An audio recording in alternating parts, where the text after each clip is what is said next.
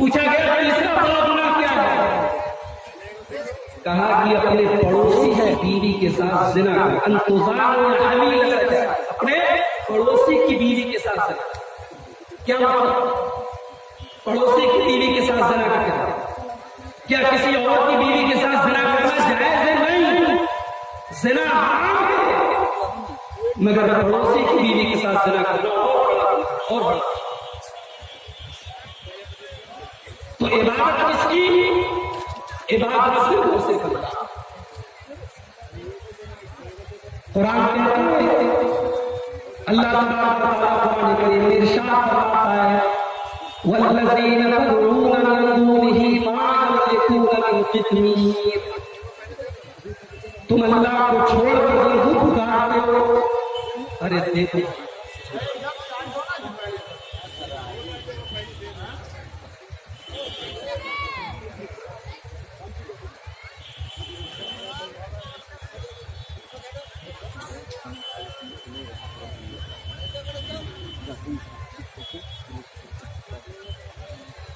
सूरह फातिर की आयत अल्लाह फरमाता है वल्लज़ीना तदऊना मिन दूनिही मा यमलिकूना मिन क़ित्मीर। तुम अल्लाह को छोड़कर जिनको पुकारते हो वो कितमीर के भी मालिक नहीं है। कितमीर किसको कहते हैं?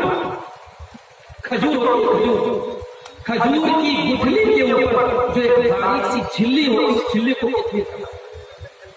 अल्लाह फरमा रहा है कि जो लोग अल्लाह को छोड़कर दूसरों को पुकारते हैं वो कितमीर के भी मालिक हैं।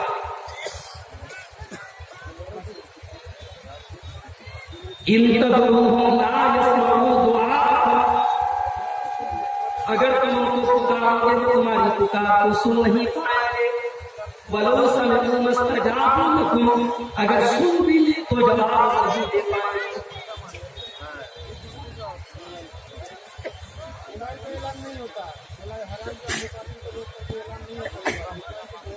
तो दुनिया का सबसे बड़ा पाप है मेरे भाई शिर्क। कभी आपने गौर किया? कुरान में कहीं नहीं लिखा कि हम शराबी को माफ नहीं देंगे, कहीं नहीं लिखा पूरे कुरान में कहीं नहीं लिखा कि हम चोर को माफ नहीं करें, हम झूठ बोलने वाले को माफ नहीं करें, हम ज़िना करने वाले को माफ नहीं करें। लेकिन कुरान में अल्लाह ने दो जगह कहा इन्नल्लाह ला यग़फ़िरु अन युश्रका बिही व यग़फ़िरु मा दून ज़ालिका लिमन यशा। अल्लाह सब कुछ माफ कर सकता है मगर शिर्क को माफ नहीं। दुनिया का सबसे बड़ा पाप ये है कि अल्लाह की धरती पर अल्लाह के साथ किसी और को शिर्क। अरे भाई मैं मिसाल में देता हूं, हमारी बीवी निकाह करके हम लाए, शादी हमने किया, उसके खाने का उसके पहनने का इंतजाम हम करते और बीवी हमारी किसी और की बात माने, किसी और के इशारे पर चले, किसी और की खिदमत करे, हम बर्दाश्त नहीं करेंगे कि बीवी हमारी है और किसी और की खिदमत करती है। हम अल्लाह के बंदे हैं, अल्लाह ने हमें पैदा किया और अपनी इबादत के लिए पैदा किया। हम अल्लाह को छोड़कर किसी और की इबादत करें, अल्लाह के यहाँ ये गुनाह माफ नहीं। सबसे बड़ा गुनाह है अल्लाह का शिर्क। इसीलिए अल्लाह ने कुरान में 18 नबियों का जिक्र करके फरमाया, एक दो नहीं 18 नबियों, इब्राहिम का, मूसा का, ईसा का, नूह का, 18 नबियों का जिक्र करके अल्लाह ने फरमाया वलौ अशरकू लहबिता अन्हुम मा कानू यअमलून। हमारे लिए 18 के 18 नबी, ये 18 के 18 पैगंबर भी अगर अल्लाह के साथ शिर्क करते तो इनके तमाम के तमाम अमाल बर्बाद हो जाते। मुझे बड़े अफसोस के साथ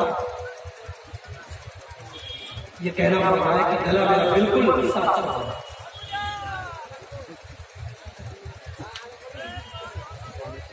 वलौ अशरकू लहबिता अन्हुम, हमारे नबी अगर शिर्क करते तो हम उनको भी माफ नहीं करते। तो मेरे भाइयों इबादत किसकी? जवाब इबादत अल्लाह। अब दूसरा सवाल, इबादत कैसी? जवाब इबादत जनाब मोहम्मद रसूलुल्लाह के जैसे। नमाज है नमाज, हमें से बहुत सारे लोग नमाज पढ़ते हैं। पूछो ये नमाज कैसी पढ़ते हो? बोले बचपन से जैसे पढ़ते चले आए हैं, बाप दादा को जैसे देखा ऐसे पढ़। नहीं, नमाज ऐसी ही चलेगी, नमाज चलेगी जनाब मोहम्मद रसूलुल्लाह सल्लल्लाहु अलैहि वसल्लम के जैसे। अल्लाह के नबी फरमाते सल्लु कमा रअयतुमूनी उसल्ली, नमाज वैसे पढ़ो जैसे मुझे पढ़ते हुए देखते हो। नमाज अपने बाप दादा के तरीके पर पढ़ो, जैसे तुमने अपने नबी को देखा है, जैसे अपने रसूल को देखा उस तरीके पर नमाज। हज़रत हुज़ैफा रज़ियल्लाहु अन्हु एक सहाबी है, उन्होंने एक आदमी को देखा वो नमाज पढ़ता और उसका रुकू ठीक नहीं, उसका सजदा ठीक नहीं। तो हज़रत हुज़ैफा ने उससे कहा मा सल्लैता, तेरी नमाज नहीं हुई, तूने नमाज नहीं पढ़ी। और उसके बाद कहा लो मुत्ता मुत्ता अला गैरिल फित्रा, अगर इसी नमाज पर तू मर गया तो तेरा खात्मा रसूल के तरीके पर नहीं होगा, किसी और तरीके। पता ये चला कि नमाज रसूल के तरीके पर होगी तब अल्लाह के हुक्म। हमें से बहुत सारे लोग हज करने जाते हैं, बहुत सारे लोग हाजी हैं, उम्रा कर चुके।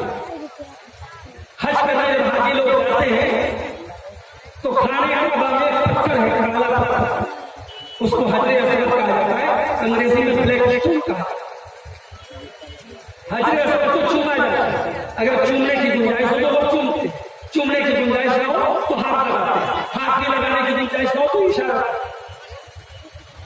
हजरत उमर फारूक रज़ियल्लाहु ताला अन्हु हजरे असवद को चूमा और चूम के कहा इन्नी आलम अन्नका हजर, ऐ हजरे असवद मुझे पता है तू एक पत्थर है, ला तज़ुर वला तंफा, तू नफा का मालिक है। मेरे भाइयों, हम हजरे असवद को चूमते हैं इसलिए क्योंकि नबी ने चूमा। हमारे हिंदू भाई कहते हैं कि खाने काबा के अंदर शिवलिंग,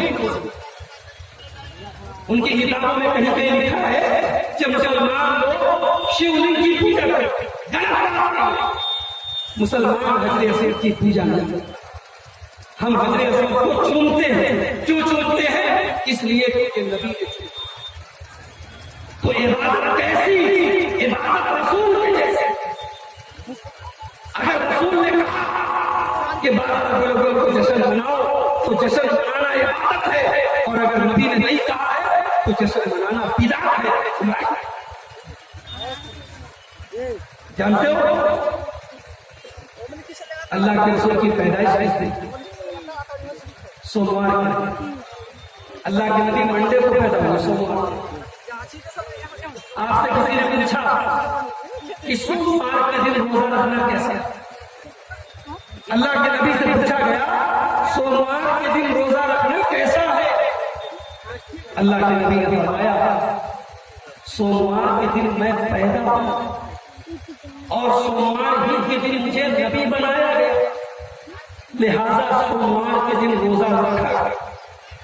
पता यह चला कि जिसको नबी से मोहब्बत है वो सोमवार के दिन नबी की पैदाइश के दिन रोजा रखे। 12 रबीउल को जश्न मनाने वाला नबी से मोहब्बत नहीं करता है, मोहब्बत यह है कि सोमवार के दिन रोजा। तो इबादत कैसी? इबादत रसूल की। रसूल कहे कि रोजा रखो तो रोजा रखो, रसूल कहे कि रोजा मत रखो तो मत। अल्लाह के नबी के घर में 3 सहाबा आए, बुखारी की रिवायत। 3 सहाबा आए और आकर के उन्होंने अल्लाह के नबी के घर में पूछा कि अल्लाह के नबी की बीवियों से पूछा कि अल्लाह के नबी की इबादत। बुखारी के अल्फाज में जब उनको बताया गया अल्लाह के नबी की इबादत के तुमने अल्लाह की एक नबी की इबादत बहुत कम में। तो उन तीनों में से एक ने कहा कि मैं आज के तो हमेशा रोजा, कभी बेरोजा नहीं। दूसरे ने कहा कि आज के बाद में शादी नहीं। और तीसरे ने कहा कि आज के बाद मैं रात में कभी आराम नहीं, रात भर गौर कीजिए। एक कह रहा है मैं शादी नहीं करूंगा, एक कह रहा है और एक कह रहा है मैं जिंदगी भर होगा। अल्लाह के नबी को पता चला, अल्लाह के नबी ने उन तीनों को बुलवाया और बुलवाने के बाद अल्लाह के नबी ने उन तीनों से कहा क्या क्या क्या तुम लोगों ने ऐसा कहा कि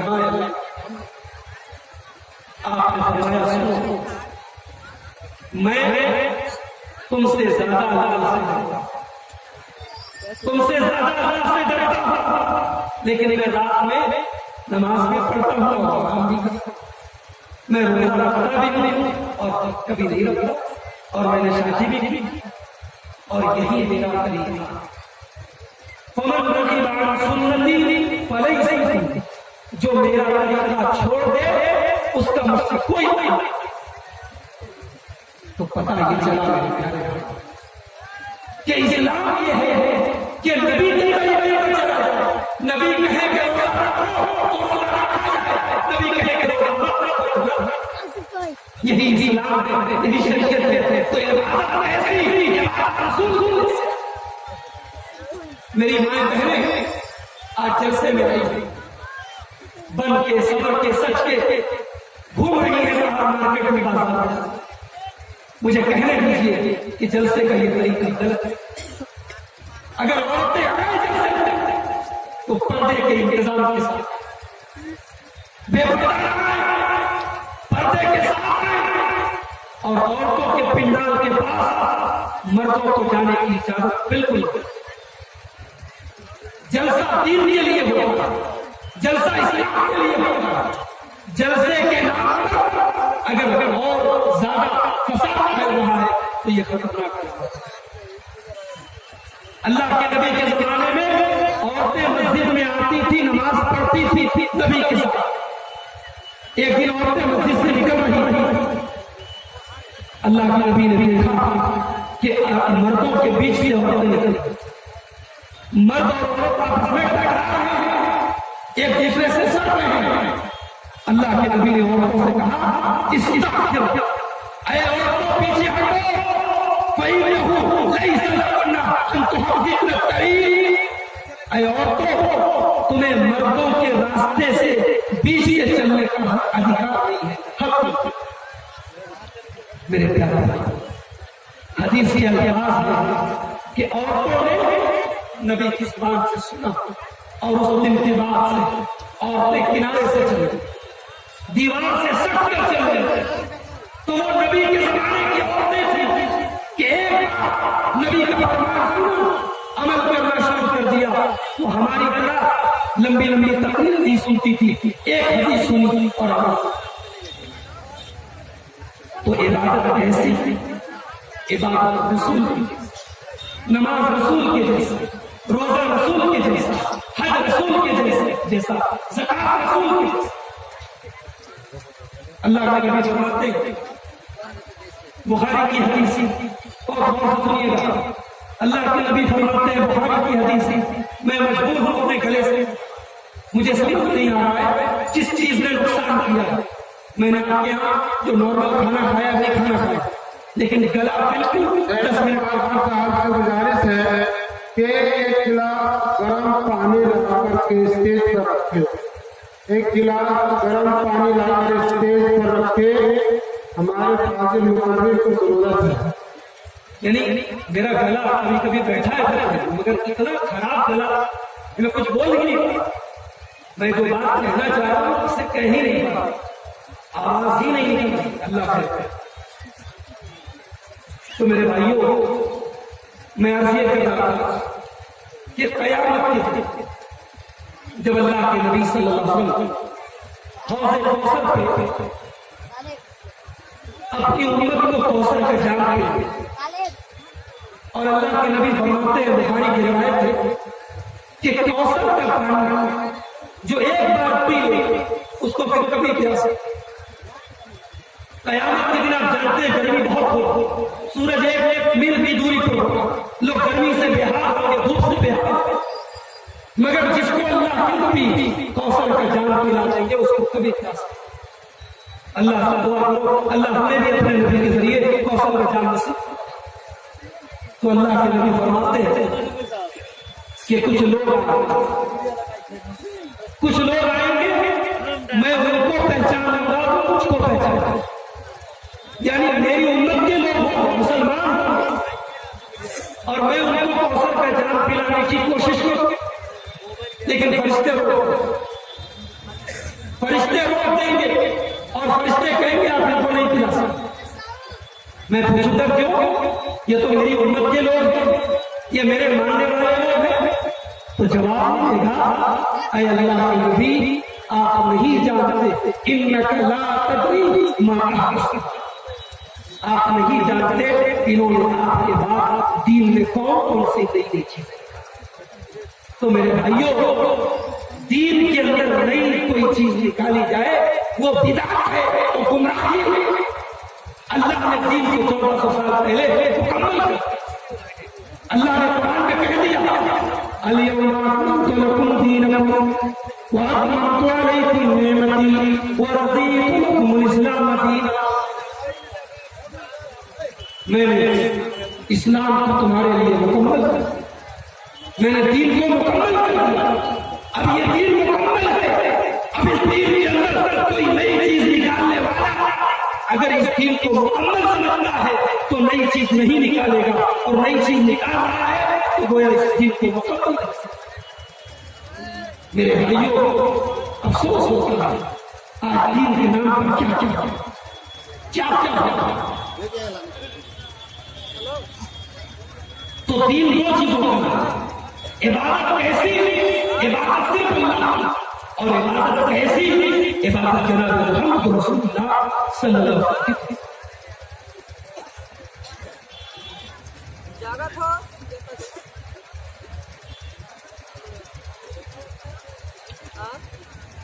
बीच में पानी आ रहा है, गर्म पानी, मैं थोड़ा सा ब्रेक ले रहा हूं।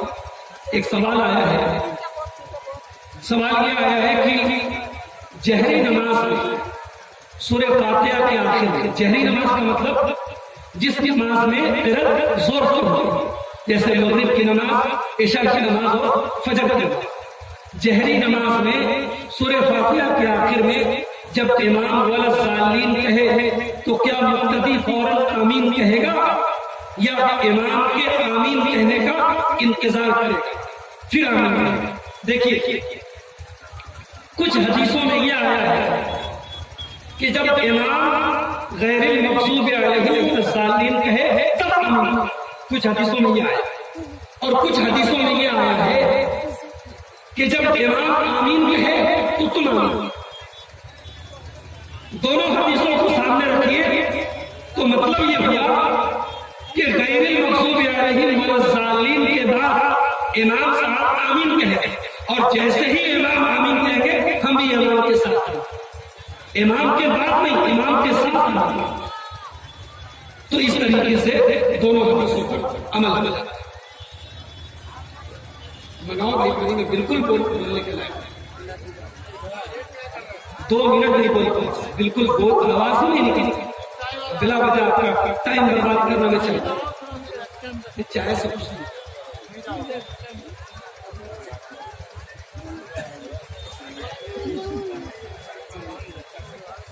मुझे बड़ा अफसोस है, एक लंबे अरसे के बाद आपके इलाके में आया हूं। बड़ी तमन्ना और बड़ी आरज़ू आपकी थी और मेरी भी थी, आप सुनेंगे, मैं सुनाऊंगा, लेकिन माइक की खराबी है या फिर पानी का नुकसान हो गया, क्या बात है, बिल्कुल गला काम ही नहीं।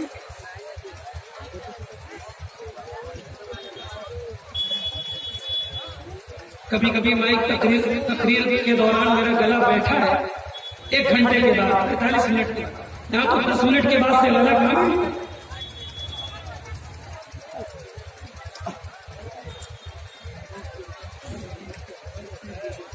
बुलाइए अब्दुल कलाम साहब को, बुलाइए। 5 मिनट और कोई सवाल?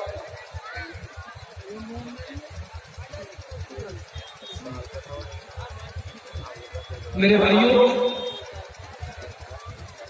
हकीकत ये है कि आज हम दुनिया के सामने इस्लाम को जैसा पेश कर रहे हैं, दुनिया उसी को इस्लाम समझती है। मुहर्रम का महीना आता है, कुछ लोग मातम करते हैं, बाकायदा ब्लेड के जरिए अपने खून बहाते हैं। रबीउल अव्वल का महीना आता है, जुलूस निकालते हैं, शबे बरात आती है, पटाखे जलाते हैं। ये तमाम चीजें गैर मुस्लिमों को जब उनके सामने ये तमाम चीजें आती हैं तो उनको लगता है यही इस्लाम है। इस्लाम ये नहीं है। इस्लाम वो है जो कुरान में है, जो हदीस में है। इस्लाम किसी को तकलीफ पहुंचाने का नाम नहीं है। इस्लाम रास्ते जाम करने का नाम नहीं है। इस्लाम किसी के मरने पर चिल्लाने का नाम नहीं है। इस्लाम में खुशी मनाने का भी तरीका है। हमारे नबी ने हमें पेशाब करने का भी तरीका, हमारे नबी ने हमें इस्तिंजा करने का तरीका बताया। यहां तक कि हमारे नबी ने हमें बीवी से मिलने के भी आदत, बीवी से कैसे मिला जाए ये भी हमारे नबी ने हमें उसके भी आदत बताया, उसके भी तरीके बताए। तो मेरे भाइयों, इस्लाम को अल्लाह के वास्ते बदनाम, इस्लाम में इबादत अल्लाह ही की करना है और रसूल के बताए हुए तरीके को मुताबिक। इसीलिए अल्लाह ने कुरान का, ये कुरान जो सामने रखा, इस कुरान के साथ साथ अल्लाह ने अपने नबी को, वरना नबी को भेजने की क्या जरूरत? कुरान का भेज दिया, कुरान काफी।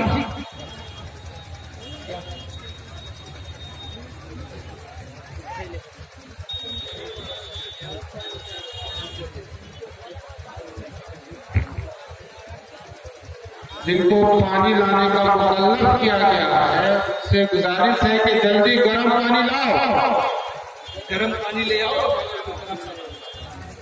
और मौलाना से गुजारिश है कि मौलाना अबुल कलाम सलफी जो मुंबई से आए हुए हैं, उनको तैयारी करके स्टेज पर लाने की जहमत करेंगे।